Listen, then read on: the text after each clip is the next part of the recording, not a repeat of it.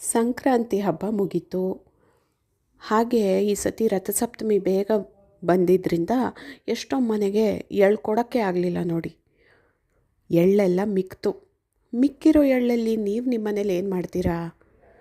ನಮ್ಮ ಅಮ್ಮನ ಮನೇಲಿ ಎಳ್ಳಿಂದು ಮಿಠಾಯಿ ಮಾಡೋರು, ಬೆಲ್ಲ ಹಾಕಿ ತುಂಬ ಚೆನ್ನಾಗಿರ್ತಿತ್ತು. ಆದರೆ ಇಲ್ಲಿ ನಮ್ಮ ಯಜಮಾನ್ರು ಮಕ್ಕಳಿಗೆಲ್ಲ ಸಿಹಿ ಆಗಲ್ಲ, ಖಾರನೇ ಬೇಕು. ಅದಕ್ಕೆ ನನ್ನ ಗೆಳತಿ ಒಬ್ಬಳು ಇದನ್ನು ಹೇಳ್ಕೊಟ್ಲು. ಎಳ್ಳಿಂದ ಬೆಲ್ಲನ ಹಾಗೆ ಎಳ್ಳನ್ನು ಬೇರ್ಪಡಿಸಿ, ಇನ್ನು ಮಿಕ್ಕಿರೋ ಕಡಲೆ, ಕೊಬ್ಬರಿ ಇವನ್ನೆಲ್ಲ ಪುಡಿ ಮಾಡಿಕೊಂಡು ಅದಕ್ಕೆ ಅಕ್ಕಿ ಹಿಟ್ಟು ಸೇರಿಸಿ, ಖಾರದ ಪುಡಿ ಸೇರಿಸಿ, ಉಪ್ಪು ಖಾರ ಸೇರಿಸಿ ಚೆನ್ನಾಗಿ ನಿಪ್ಪಟ್ಟು ಥರ ಮಾಡಬಹುದು ಅಂತ. ಅಬ್ಬಾ, ಒಳ್ಳೆ ಐಡಿಯಾ ಅಂದ್ಕೊಂಡು ನೋಡಿ ನಿಪ್ಪಟ್ಟು ಮಾಡ್ತಾಯಿದ್ದೀನಿ.